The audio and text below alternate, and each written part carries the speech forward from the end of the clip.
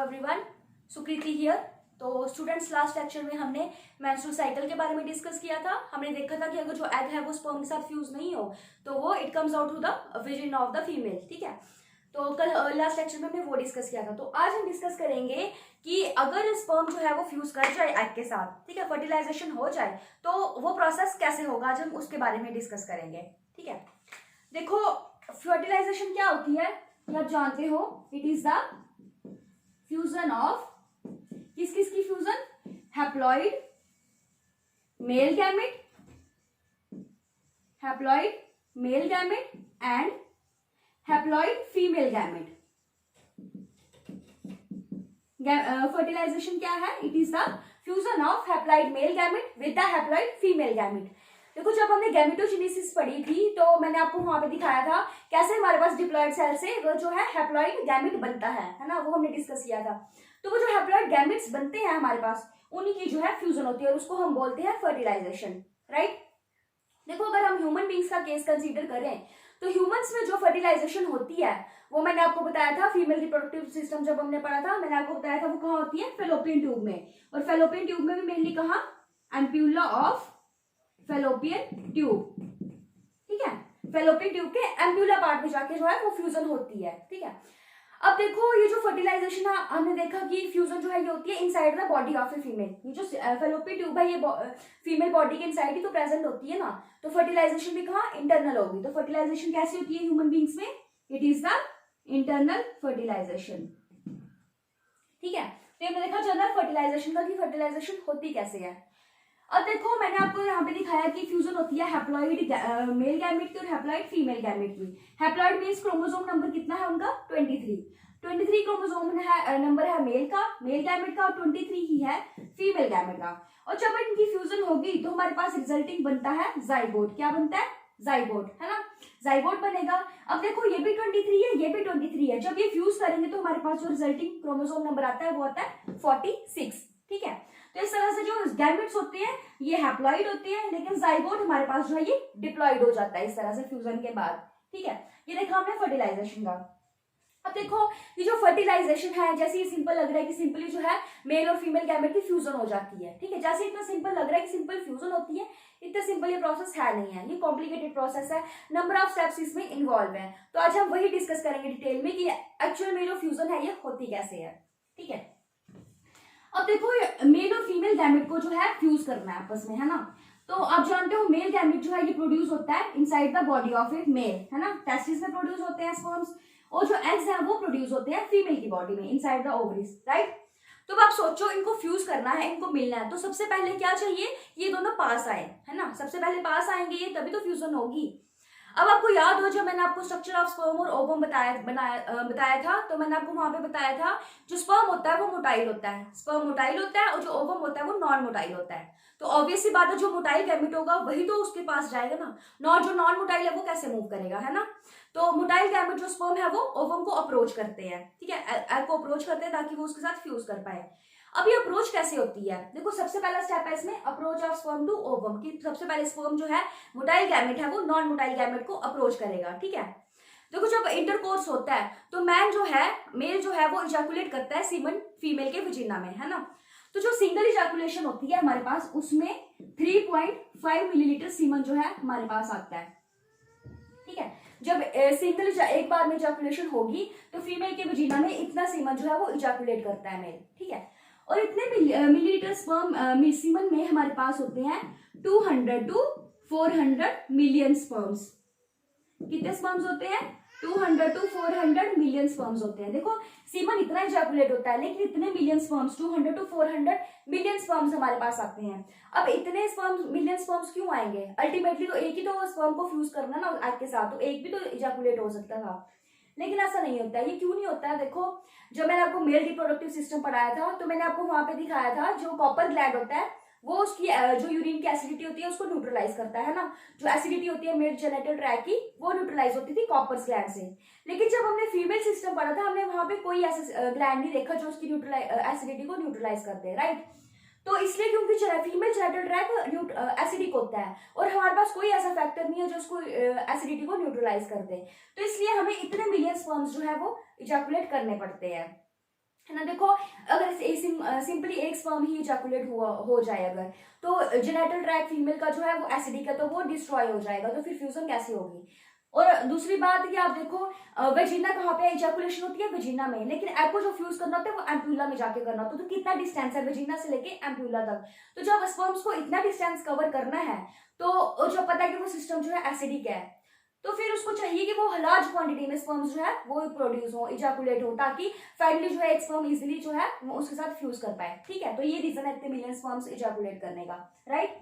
तो देखो 200 to 400 million sperms जो है ये इजैकुलेट हुए, लेकिन इनमें से भी सिर्फ 100 स्पर्म्स जो है वो फेलोपियन ट्यूब तक पहुंचते हैं। क्या बोला मैंने, इतने मिलियन स्पर्म्स में से भी सिर्फ 100 स्पर्म्स पहुंचते हैं फेलोपियन ट्यूब में।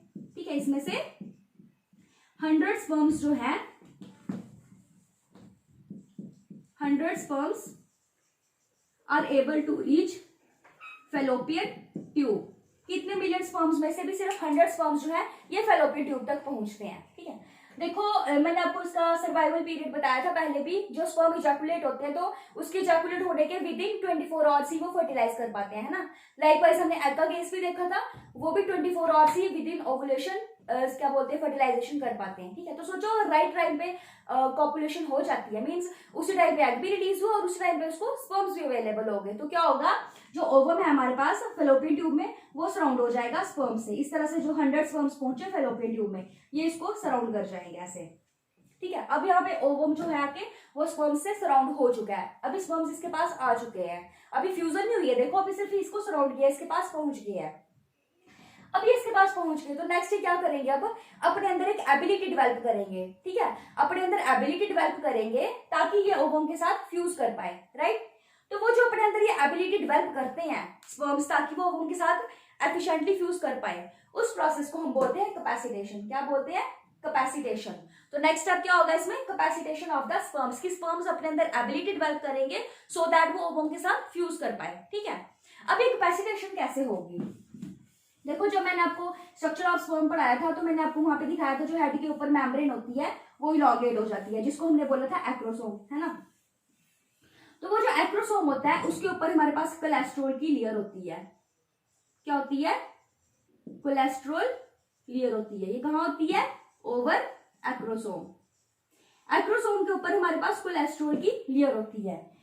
तो सबसे पहले क्या होता है, ये कोलेस्ट्रॉल की लेयर है यही डिसॉल्व होती है, जो स्पर्म से सराउंड करते हैं ओवम को। तो उसके बाद क्या होता है, फर्दर कोलेस्ट्रॉल लेयर जो होती है एक्रोसोम के ऊपर वो डिसॉल्व होती है, वो डिसॉल्व हो जाएगी। और उसके बाद क्या होगा, कैल्शियम आयंस जो है वो एंटर कर जाते हैं स्पर्म में, कैल्शियम आयंस एंटर स्पर्म। अब ये क्यों एंटर किए, देखो मैंने आपको बताया कि जब 100 स्पर्म्स जो है फेलोपियन ट्यूब तक पहुंचते हैं तो हम जानते हैं उसमें से सिर्फ एक स्पर्म को ही फ्यूज करना होता है ना। तो सोचो 100 स्पर्म्स है उसमें से कोई भी एक जो है फ्यूज कर पाएगा उसके साथ, तो ये बाय लकी चांस होता है कि कोई भी कर सकता है, और वो लकी चांस कैल्शियम आयंस उसको प्रोवाइड करते हैं। जिस स्पर्म ने ज्यादा कैल्शियम आयन एब्सॉर्ब कर लिए, ज्यादा कैल्शियम आयन उसमें एंटर हो गए तो उसको ज्यादा मोबिलिटी प्रोवाइड करेगा, ज्यादा मोबिलिटी प्रोवाइड करेगा तो वो जल्दी ही उस ओवम में एंटर कर जाएगा। ठीक है, तो ये कैल्शियम आयन सिर्फ मतलब मोबिलिटी में एड प्रोवाइड करता है अपना। ठीक है, तो इस तरह से हमारे पास कैपेसिटेशन जो है एबिलिटी है स्पर्म में वो डेवलप हो गई है। ठीक है, अब एबिलिटी डेवलप हो गई, देखो स्पर्म जो है वो ओवम के पास पहुंच गए, उन्होंने उनको अप्रोच कर लिया, अब उनके अंदर एबिलिटी भी आ गई है। तो नेक्स्ट स्टेप क्या होगा कि जो स्पर्म है वो ओवम के अंदर एंटर कर जाएगा। तो नेक्स्ट क्या होगा, entry of sperm into ovum, की जो स्पर्म है वो ओवम में एंटर कर जाएगा। अब एंट्री कैसे होगी, देखो जब मैंने आपको अब यहाँ पे हमने देखा कि ये है हमारे पास एग, है ना, ये ओवम है हमारे पास, इसके अंदर जितना भी क्या है दिस इज द ओप्लाज्म, ये हमने स्ट्रक्चर में पढ़ा था। ये है this is the vitelline membrane, ये एग की विटलाइन मेम्ब्रेन है। सराउंडिंग में हमारे पास होती है जोना पेलुसिडा, क्या होती है, जोना पेलुसिडा। और हमने यहाँ पे देखा था जब कि बाहर इस तरह से सेल्स प्रेजेंट होते हैं, जब हमने ओवम का स्ट्रक्चर पढ़ा था, जिनको हमने बोला कोरोना रेडिएटा। ये क्या है, कोरोना रेडिएटा के सेल्स। अब सोचो स्पर्म यहाँ तक पहुंच चुका है, ठीक है, यहाँ तक स्पर्म जो है आ चुके हैं। अब इनको स्पर्म में ओवम में एंटर करना है, तो इनको चाहिए कि ये जो एग के बाहर लेयर्स हैं ये डिसॉल्व हो, है ना। ये जो एग के बाहर जितनी भी लेयर्स हैं प्रेजेंट ये डिसॉल्व हो। देखो अल्टीमेटली फ्यूजन किसके साथ होनी है, जेनेटिक मटेरियल की होनी है। तो जेनेटिक मटेरियल इसका इसके अंदर प्रेजेंट है और ये होता है एक्रोसोम के अंदर, है ना, हेड में। तो अल्टीमेटली फ्यूजन तो इनकी ही होनी है ना। तो देखो जब स्पर्म ने एंटर करना है सबसे पहले ये लेयर्स जो है ये डिसॉल्व होंगी। ये कैसे डिसॉल्व होंगी? देखो जो सेल्स हैं ये बने होते हैं हाइलुरोनिक एसिड से। जो एग की लेयर के सेल्स हैं वो ज्वाइन होते हैं थ्रू हाइलुरोनिक एसिड। तो सबसे पहले चाहिए ये जो ज्वाइनिंग है उनके बीच में बॉन्डिंग है हाइलुरोनिक एसिड की एग की लेयर्स के बीच में, ये डिसॉल्व हो। तो यहाँ पे भी है जो एक्रोसोम का रोल आता है। देखो जब मैंने आपको एक्रोस्ट्रक्चर पढ़ाया था तो वहां पे मैंने आपको बोला था कि मैं इसका जो एक्रोसोम का रोल है वो हम फर्टिलाइजेशन में पढ़ेंगे, ठीक है। तो आज हम वही देखेंगे।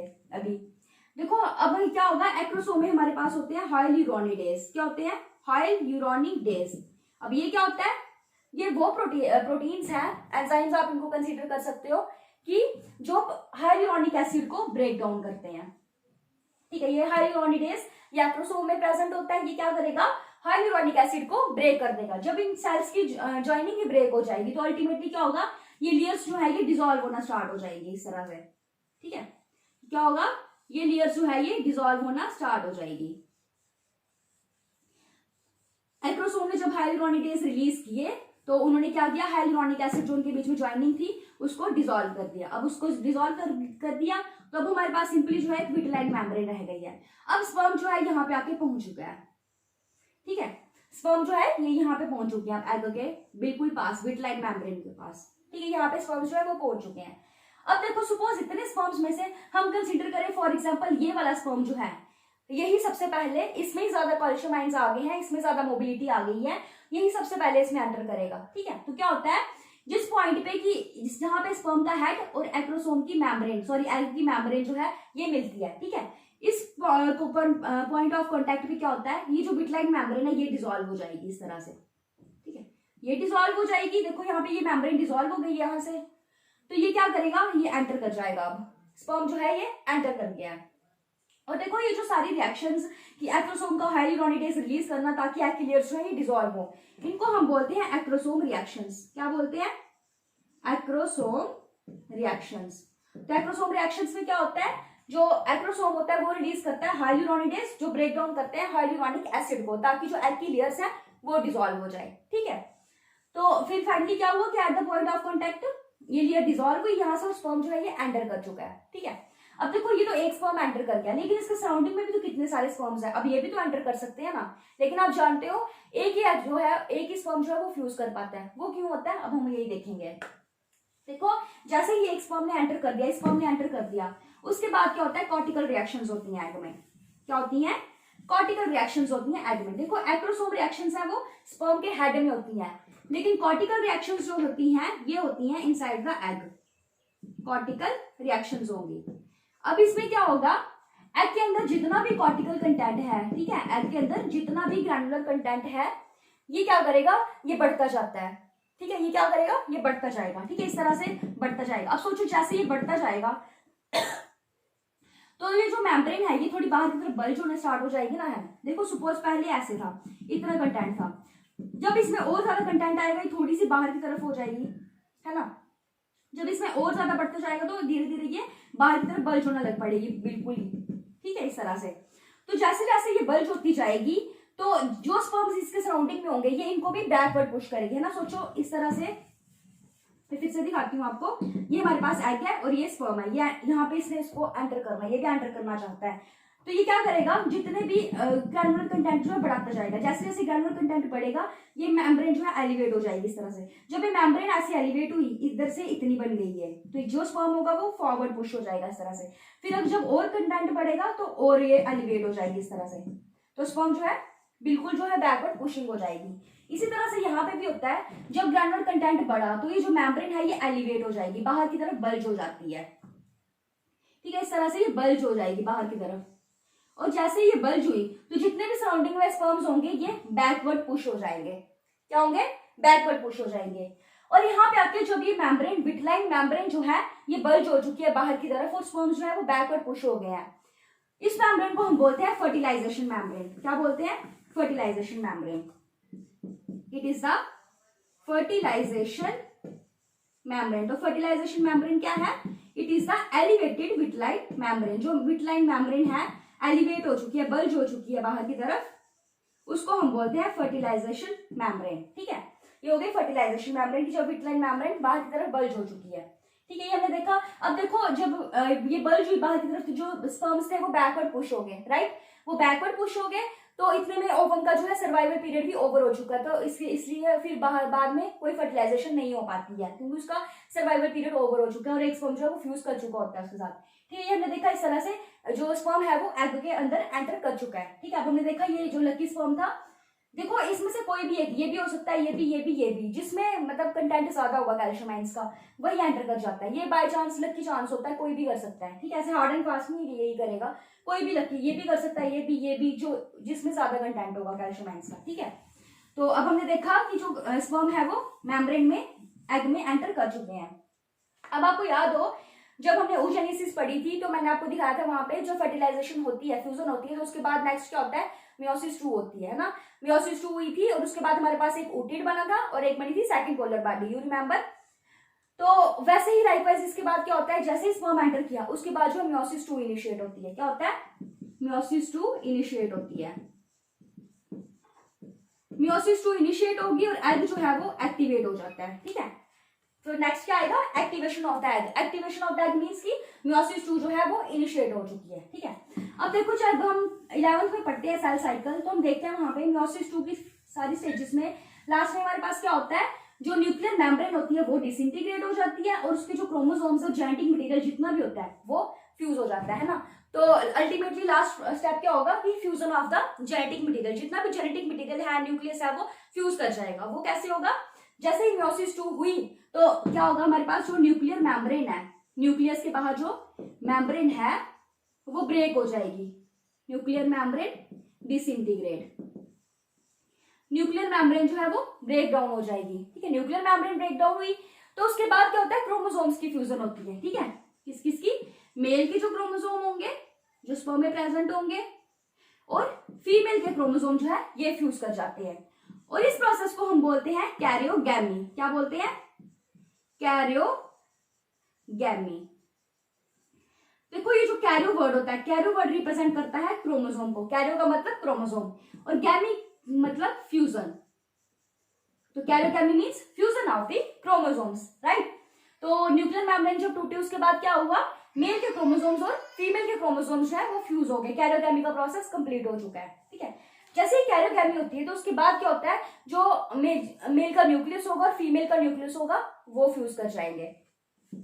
ठीक है, फिर क्या होता है, fusion of male and female nuclei. उसके बाद क्या होगा कि न्यूक्लियस क्रोमोसोम्स की फ्यूजन के बाद हमारे पास जो है न्यूक्लियस की फ्यूजन हो जाती है। देखो जो मेल गैमेट था उसमें हमारे पास क्रोमोसोम नंबर थे 23 है ना, तो जो फीमेल गैमेट आया उसमें भी थी 23। अब ये फ्यूज हो गया, इस स्टेज पे आके ये फ्यूज हो चुके हैं। जब ये फ्यूज होंगे तो इतना बड़ा स्ट्रक्चर बनाएंगे ये फ्यूज होके, तो देखो ये 23 था मेल और 23 था फीमेल, तो रिजल्टिंग हमारे पास क्या बनेगा, 46 क्रोमोसोम नंबर का बनेगा जाइगोट, जिसको हमने बोला जाइगोट, ये जो स्ट्रक्चर डेवलप किया है। ठीक है, तो इस तरह से हमारे पास हैप्लॉइड गैमेट से हमारे पास ये जो है डिप्लॉइड जाइगोट जो है वो तैयार हो जाता है इस पूरे प्रोसेस से। ठीक है, तो ये था फर्टिलाइजेशन का प्रोसेस। आज हमने देखा कि जो था सिंपल सा दिखने वाला प्रोसेस की फ्यूजन हो जाती है, ये कितना कॉम्प्लिकेटेड है अभी हमने डिस्कस किया। नंबर ऑफ स्टेप्स इसमें इन्वॉल्व है। सबसे पहले क्या होता है, स्पर्म जो है वो ओवम को अप्रोच करेगा, फिर उसके अंदर वो एबिलिटी डेवलप करता है अपने अंदर ताकि वो ओवम के साथ फ्यूज कर पाए। जैसे उसमें एबिलिटी आई फिर वो एंटर करेगा थ्रू एक्रोसोम रिएक्शंस और उसके बाद कॉर्टिकल रिएक्शंस होती हैं ताकि फर्दर जो है कोई और स्पर्म जो है वो एंटर नहीं कर जाए उसमें। ठीक है, फ्यूज करने के लिए फिर जैसे ही एंट्री हुई एक लकी स्पर्म की, उसके बाद क्या होता है, एग जो है एक्टिवेट हो जाता है, मींस उसमें मियोसिस 2 इनिशिएट हो जाती है। मियोसिस 2 होगी उसके बाद जो है जेनेटिक मटेरियल फ्यूज कर जाता है। तो अल्टीमेटली हमने देखा हैप्लॉइड गैमेट से हमारे पास जो है डिप्लॉइड जाइगोट इस तरह से तैयार हो जाता है। ठीक है, तो इसी के साथ आज हमारा फर्टिलाइजेशन का टॉपिक कंप्लीट होता है। हमने आज पूरा प्रोसेस डिटेल में पढ़ा। सो कल हम देखेंगे कि जाइगोट के बाद अल्टीमेटली जाइगोट का नेक्स्ट फेट क्या होगा, तो ये हम कल डिस्कस करेंगे। This is all about today, thank you.